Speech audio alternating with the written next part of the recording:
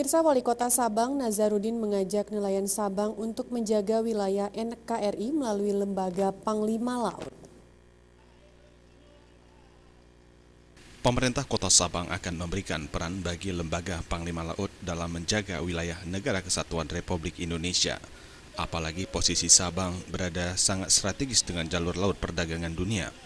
Wali Kota Sabang Nazarudin saat membuka Festival Kendil Laut 2018 beberapa hari yang lalu menyampaikan, Lembaga Panglima Laut harus bisa berperan aktif dalam menjaga wilayah kedaulatan negara, di mana nelayan merupakan ujung tombak dalam upaya memberantas penyelundupan narkoba melalui jalur laut. Nazarudin akan membekali nelayan Sabang dengan peralatan komunikasi sehingga akan lebih cepat informasi disampaikan kepada aparat penegak hukum.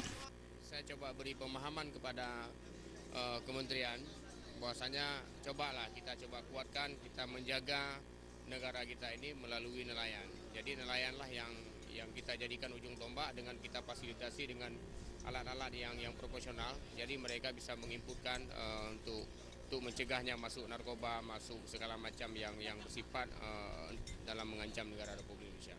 Di samping itu, Nazarudin juga menambahkan ancaman terbesar saat ini berada di wilayah laut. Untuk itu, Pemko Sabang bersama dengan aparat keamanan untuk mencegah seluruh ancaman tersebut, termasuk pencurian ikan di Laut Sabang oleh kapal asing. Tim Liputan Aceh TV.